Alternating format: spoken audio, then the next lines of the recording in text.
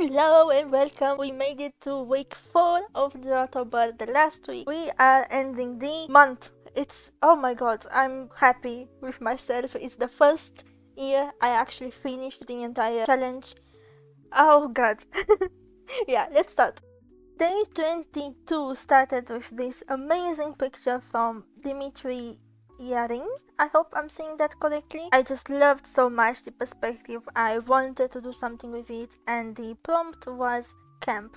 So I started by sketching the picture with the similar layout of the forest. The thing is, when you're using a reference, not only you're expected to credit it, but you're expected to also make it yourself.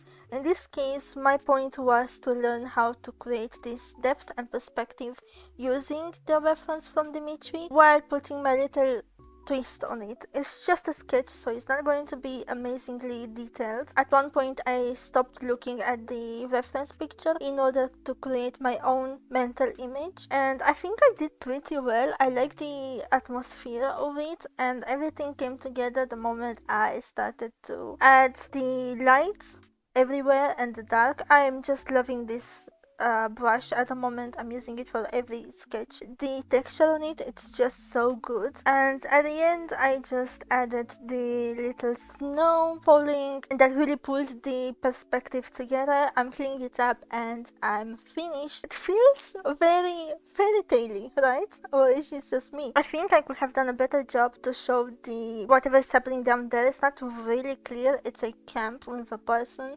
making a fire. It's just supposed to simplify a scene and not to be the scene in all its greatness, I guess. I'm just rambling. Day 23 is rust, and the moment I read the prompt I knew I need to draw a robot, because you know what's rusting if not metal. But I wanted a little twist on it, and using rust as a metaphor for blood. So I went straight in with the idea. I started sketching the robot without any guidelines. I just made big blobs, hoping it's going to look okay. And this is actually a pretty used method in concept art, where you just start with big blobs and you work them out with your brush and your eraser. That's making it easier to see and to have a compelling silhouette right away.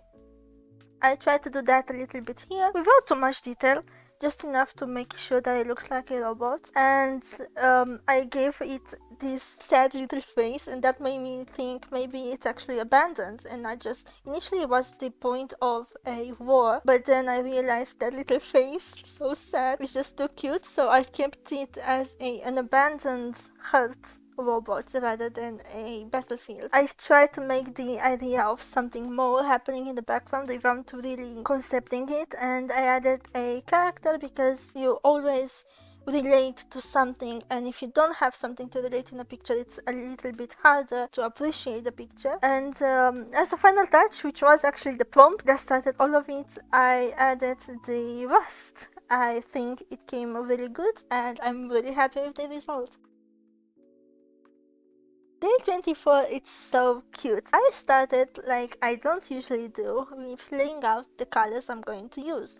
I think my pictures are actually missing some values, and I'm trying to keep that in mind more as I keep drawing. The prompt for day 24 was expedition.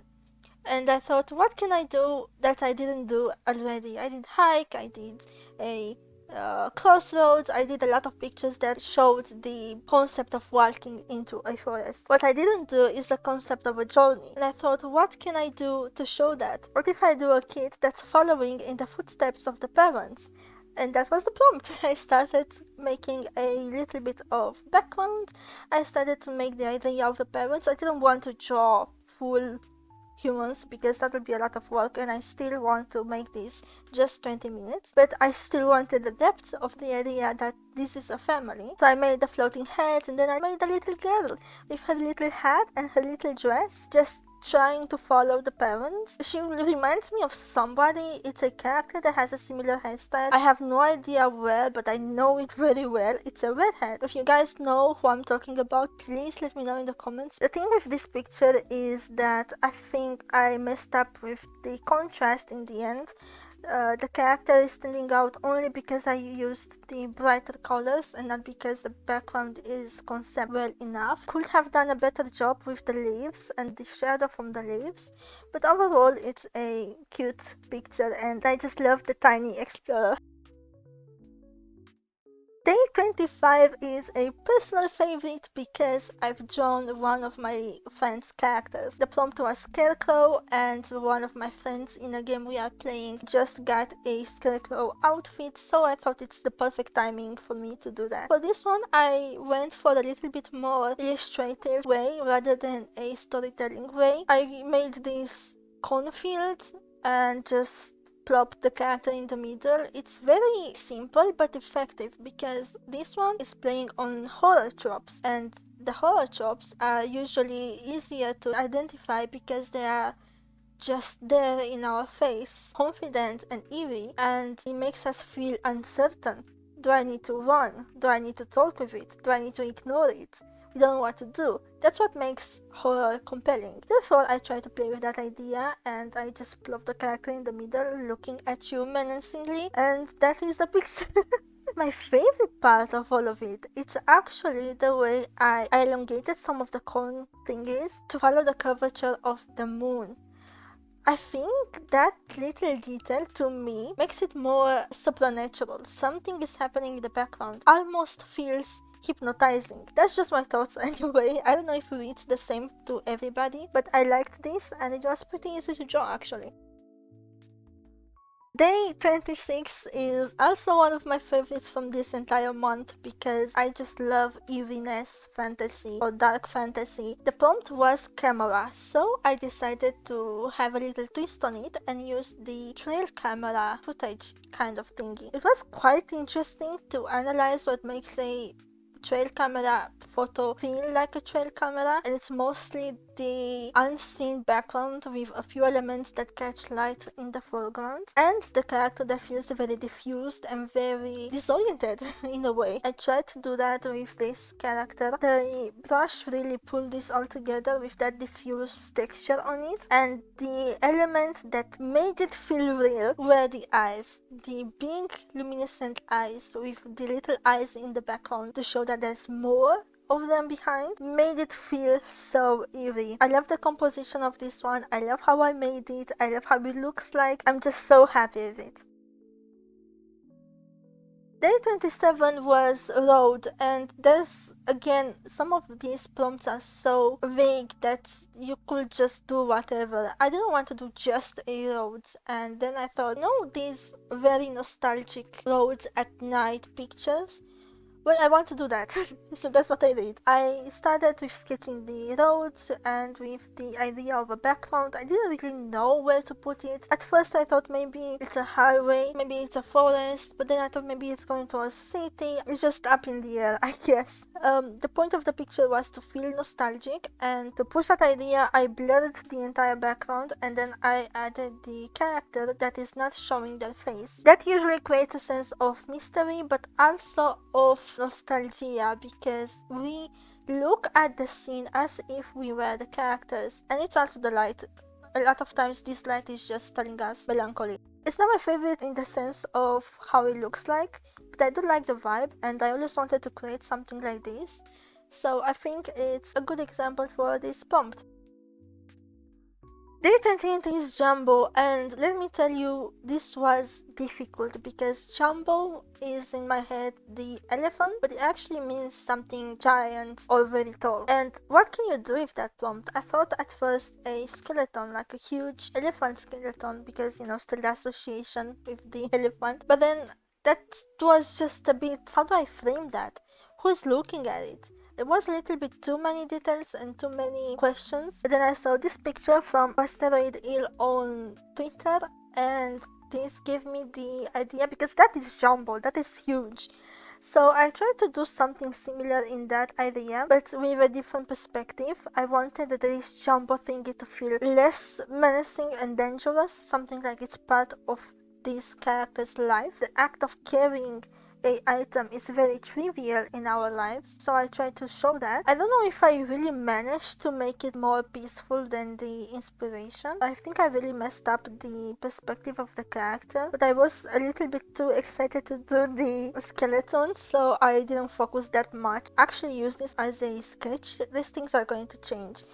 I know there are artists that are making their anatomy great straight away, but that was not the point of this challenge. So yeah, I think it needs a lot more work than I am able to do in 20 minutes. So for now, it's a pretty good rendering for this weird prompt. Day 29 was Navigator, and what's a better use for this prompt than to draw the Navigator, and that being Nami from One Piece. I don't always draw fan art, but that's not because I don't want to, it's mostly a time issue. This picture is mostly focusing on her and her position. The point of this was I didn't want just a pin-up picture. She's a pretty girl staying in the front of the picture, even though that's a very Nami thing to do. I wanted to capture a moment of movement, and that's pretty difficult to do even if you have the knowledge. So you're going to see me tweaking the body a lot to have that impression of movement, that she is either standing up to leave or sitting down to enjoy a drink. The idea was that she is talking about the blog post, either that it's going to be stored or it's stored already. This picture was mainly focusing on her, so there's just a little bit of background to show that she is somewhere. I actually also tried to make the boat in the background, but I gave up because that was a little bit too much.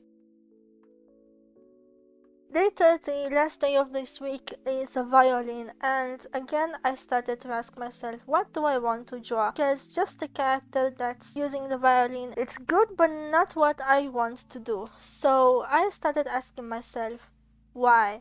I think that's a very important question to ask yourself when you want to make a scene, because sure, a person using the violin is going to be interesting to some people, but some people won't spend more than 2-3 seconds looking at your picture and then move on. The way you catch the attention of people is making them ask themselves why. And with this picture, I think I did that the best so far, because I made the girl cry. I made a stained glass in the background, or the idea of a stained glass anyway. I made this church-like place, and people are going to ask, why is she crying?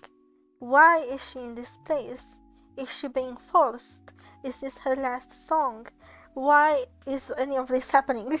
And this is going to make them want to hear more from you. I used a pose reference for this, is the violinist Dariana on Facebook. I found the picture, and I think the pose of the original had what I wanted. And that is the end of the week. But then you're going to say, Ara, hello! October has 31 days. Where is day 31? Well, day 31 is going to be a special day because it's Halloween. I'm going to have a different speed painting just for Halloween. It's going to be a full illustration because I teased my skills through these sketches that were more or less good, but I never really showed you guys my illustration, and I think that's just the perfect time to show that. Stay tuned for that. I hope you enjoyed this. I thank you for coming with me on this journey. It's because of you, people that watched, that helped me finish all 30 days. I'm pretty proud of myself. I hope you enjoyed it, and I'll see you with the next video. Bye bye!